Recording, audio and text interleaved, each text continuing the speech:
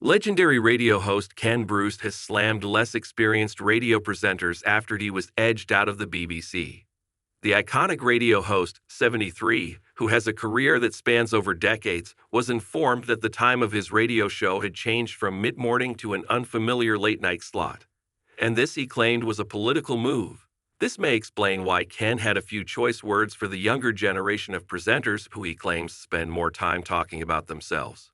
In an interview with The Times, he said, "I think some younger people in broadcasting, less experienced people, can say, they want to hear me talk about myself, and that's not necessarily true. It's not about what you say, it's what you don't say on radio. You don't have to talk a lot to make an impression. You can do that in 3 words or a sentence. You don't have to talk for 4 minutes about what you were doing or what you thought was funny." At the time his radio show had changed its slot, Ken decided to hand in his resignation early last year and landed a role on Greatest Hits Radio.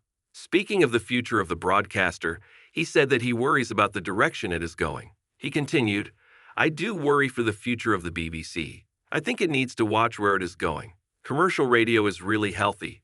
It is growing and growing and growing. And I just think it's difficult to reinvent something, the Radio 2 schedule, that has been successful for many years. It's a slow organization to turn around like a supertanker. It needs people with vision to make sure it goes the right way." Ken has made no secret of the fact that he felt betrayed by the BBC as he was forced to leave before the end of his contract. Just before his last show, he took to X and wrote, "I will be presenting my last show on Radio 2 next Friday.